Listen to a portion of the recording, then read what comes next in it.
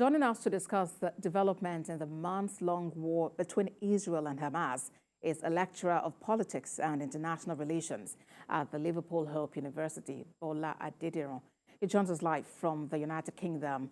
Vascat, thank you very much for joining us on World Now. Exactly 1 month since the war began, the UN has described it as tragedy of colossal proportions. How do you react to the turn of events?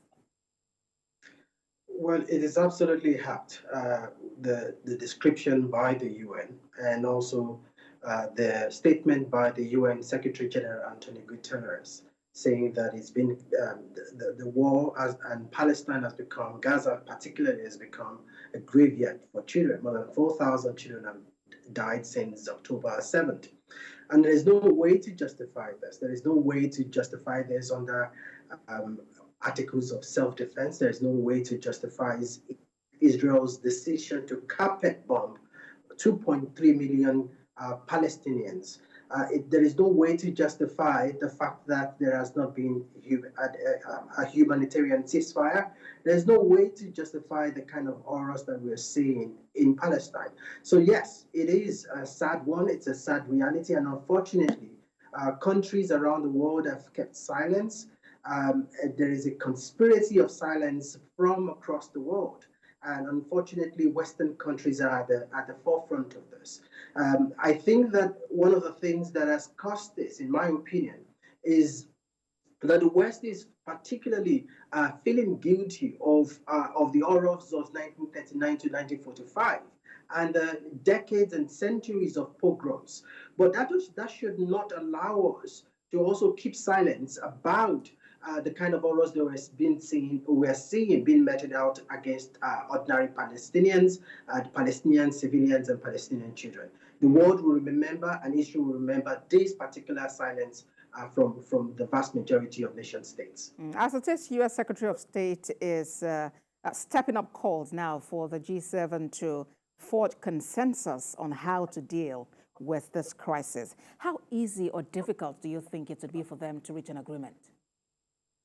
Well, among G7 countries, I am not going to be surprised if they are able to stay to basically align position in a way that obviously supports Israel. France, the kind of public sentiments that you've been seeing across most Western states has not been reflected in the policies of this government. Across Western states, you're seeing a lot of public protests in London, in Washington, in Manchester, in different places. Ordinary citizens are calling for ceasefire, but the governments are taking a different position.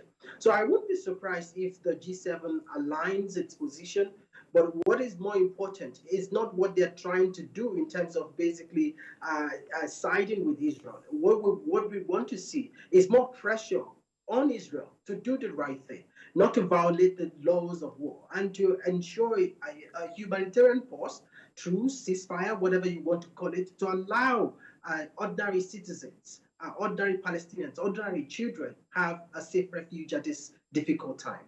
Well, Israeli Prime Minister has said that, he's open to, in his words now, little pauses in, operations in Gaza. But then he also says that Israel will have responsibility for Gaza security after the war. And in another development, Anthony Blinken, when he visited the occupied West Bank, mentions that Palestinians should have a say over what happens around them after this confrontation. So what do you think could just really turn out after now? I think that Benjamin Netanyahu is very optimistic about their capacity to police Gaza. Previously, the president of the United States, Joe Biden, had warned Israel that it will be a mistake, a grave mistake indeed, to try to occupy Gaza. And this is because, obviously, from experience, the Iraq experience specifically, the US have understood that it is difficult to occupy a resistance like this, and that it would come at great cost to Israel. So let us see whether Benjamin Netanyahu knows what he's saying and understands the risk involved in terms of trying to police Gaza for a long time. Yes, they've done it before, and they did it, and they only managed to withdraw military personnel in 2005.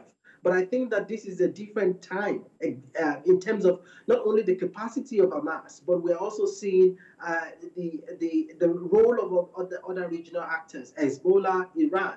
And I think that this can create a more difficult security situation for Israel. So I do not know how that would pan out, but I expect that it would be a difficult time for Israel if it plans to occupy Israel and to police to occupy Gaza and to police Gaza.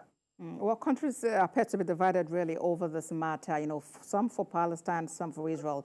But as we know, no fewer than 9 countries have already withdrawn their ambassadors from Israel. And here in Nigeria, the Senate is actually calling on the federal government to join its voices with others and call for ceasefire. What kind of responses really do you expect from the Nigerian government? It's unfortunate that the 8 days of Nigeria's foreign policy, robust foreign policy engagement, are now a dream of the past. Before, when Nigeria speaks on international issues, the word recent. What we've seen in recent years is the coordination. In fact, I am surprised that Nigeria is just speaking after this long, and has not even made very robust efforts towards imprinting its position on this subject matter. I think the least that the Nigerian government can do is to do what he has said now, which is to call for a humanitarian ceasefire. But I think that we should join the chorus of countries, and we should be much more vociferous in calling for more accountability on the part of the Israeli government. We're not saying that Israel should not prosecute and try to eliminate Hamas. That's not what we're saying. What we're saying is that Israel should be responsible in the attempt to prosecute the war. You can fight a just war by unjust means, even though Israel has just cause for the actions that is for some of the actions that is taking, but it is prosecuting this war in an unjust way by carpet bombing 2.3 million people and being indiscriminate in the use of military force against Gazans. So this is what Nigerians and the Nigerian government should be insisting on, and should be leading the front in pushing this objective globally. Lecturer of Politics and International Relations at the Liverpool Hope University, Paul Adediran. Thank you so much for talking to us on World Now.